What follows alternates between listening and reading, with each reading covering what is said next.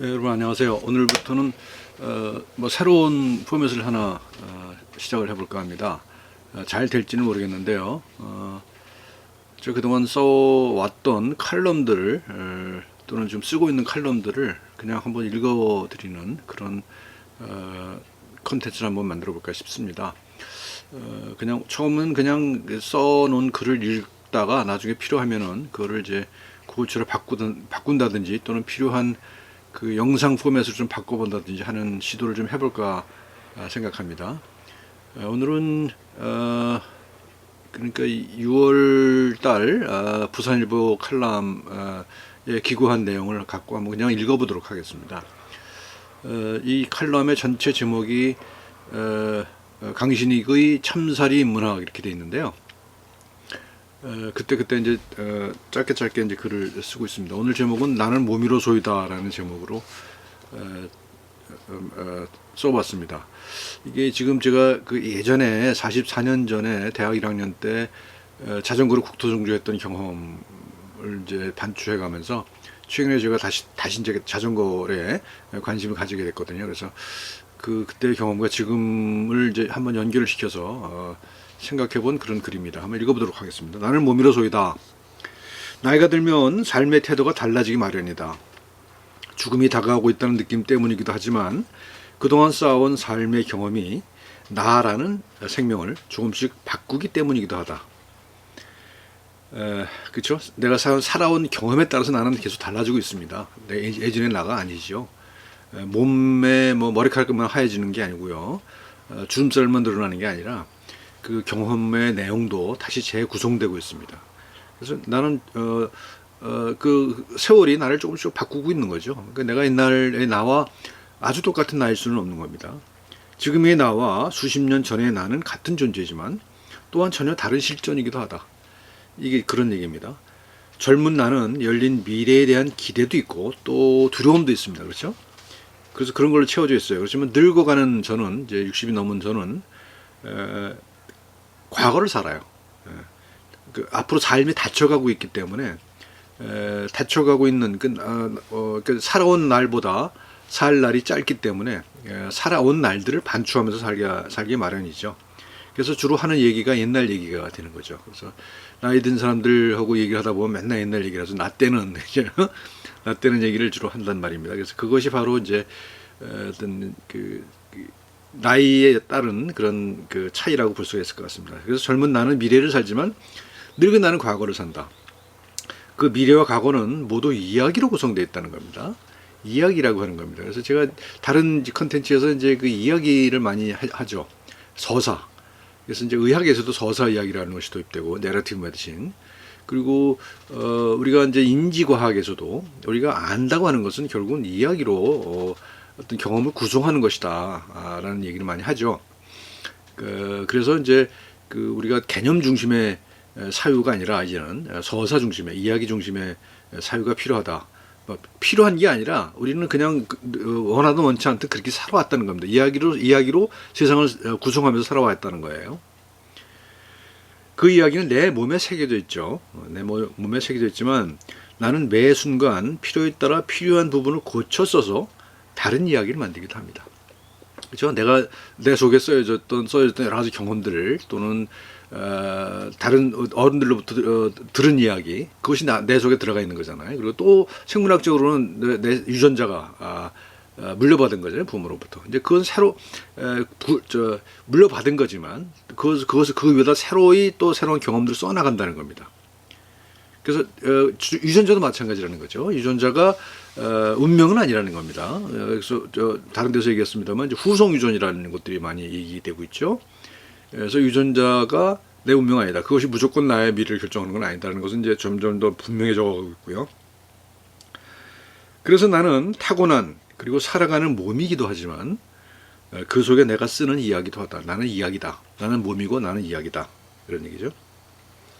그런데 이제 제가 무슨 글을 쓰려고 자판 앞에 앉으면 주로 떠오르는 게 옛날 이야기예요. 그러니까 나 때는 일을 하게 된단 말입니다. 그래서 그런 걸 보니까 나도 많이 늙은 것 같아요.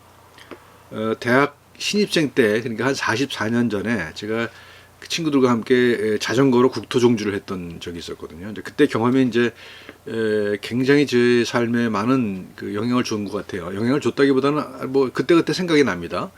생각이 난다는 얘기는 그만큼 영향을 줬다는 얘기 아니겠어요? 그래서 그때마다 자꾸 그때를 돌아보게 되는데 여러 가지 다른 각도에서 보게 됩니다. 그때 그 경험을 한 5일 정도 되는 그런 경험이었습니다만 그게 44년 동안 계속 생각이 나고 친구들 만날 때마다 뭐 새로운 그 버전으로 이야기를 하고 그렇게 된다는 얘기죠.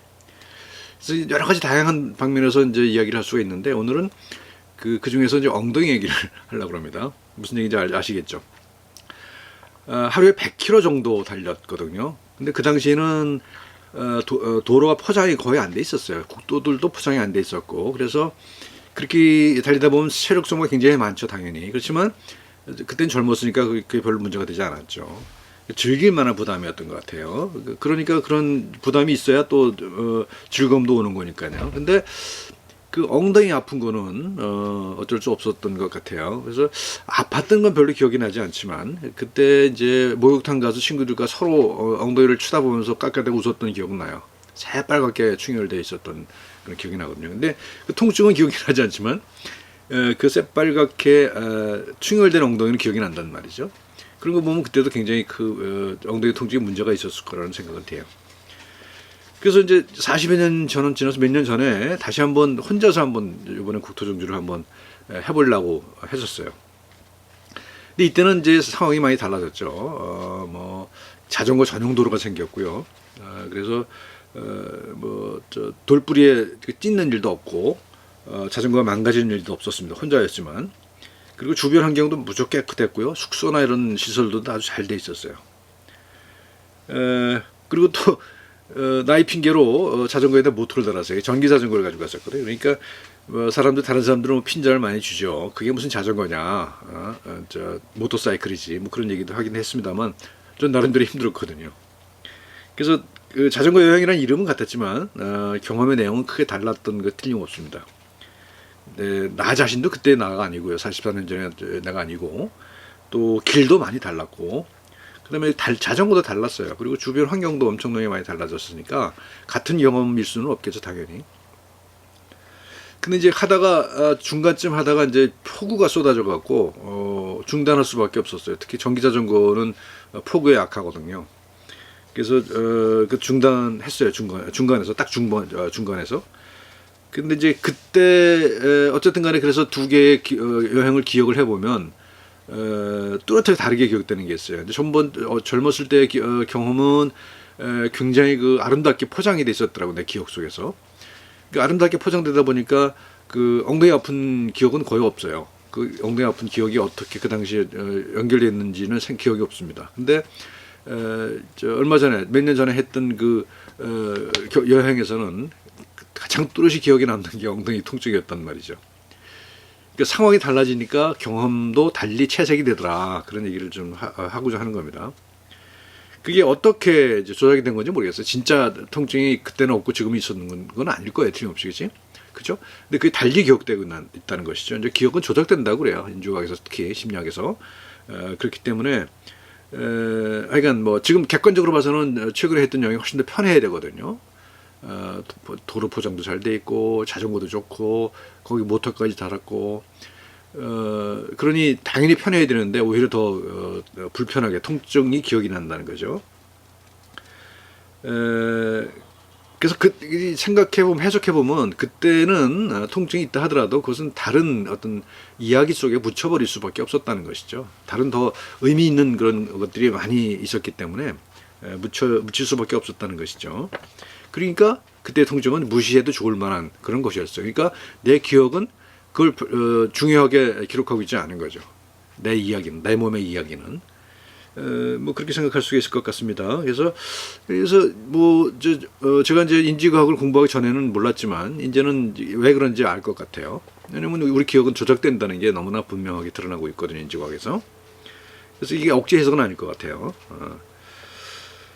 그리고 이제 제가 다시 얼마 전에 국토종주를 하겠다고 이제 연습을 했을 거 아니에요. 자전거를 다시 이제 사가지고 뭐 이렇게 연습을 했는데 그때도 이제 그 뭐 여행했을 때뿐만 아니라 연습을 시작할 때도 엄청나게 통증이 있더라고요. 엉덩이 통증이. 그래서 굉장히 심각하게 통증이 있었거든요. 그래서 야, 이거 도저히 안 되겠구나. 이거 이렇게 아프다면 난 이건 시도할 수가 없겠구나 했거든요. 근데 며칠 연습하고 계속 하다 보니까 또 통증이 없어져요. 이거 왜 그러냐는 거예요. 내 몸이 그 통증에 둔감해졌을 리는 없어요. 그죠? 며칠 사이에 계속 똑같은 자극이 가해지는데. 그래서 생각을 해보면 그런 것 같아요. 그게 내 몸이 그 통증을 피하는 법을 터득한 거죠. 나도 모르게 내 몸이 터득한 거라고 저는 그렇게 여깁니다. 그리고 지금 많은 그 사이클리스트 자전거 전문가들도 뭐 그런 식으로 얘기를 하더라고요. 적응이 된다는 거예요. 적응이 근데 둔감해지는 게 아니라 내 몸이 그 교묘하게 그 통증을 피하는 그런 자세라든가 이런 것들을 스스로 터득한다는 그런 거죠. 그 근육들이 또는 신경들이 그 자전거에 맞춰서 적응을 한다는 거죠. 그래서 이건 의식의 명령에 따른 것일 수가 없죠. 뭐 이렇게 움직여 저렇게 움직여 뭐 엉덩이 왼쪽 엉덩이 들고 오른쪽 엉덩이 들고 뭐 이렇게 그 내 뇌가 명령할 수 없을 거라는 거죠. 그런 명령을 하기 전에 이미 내 몸이 알아서 그렇게 한다는 겁니다.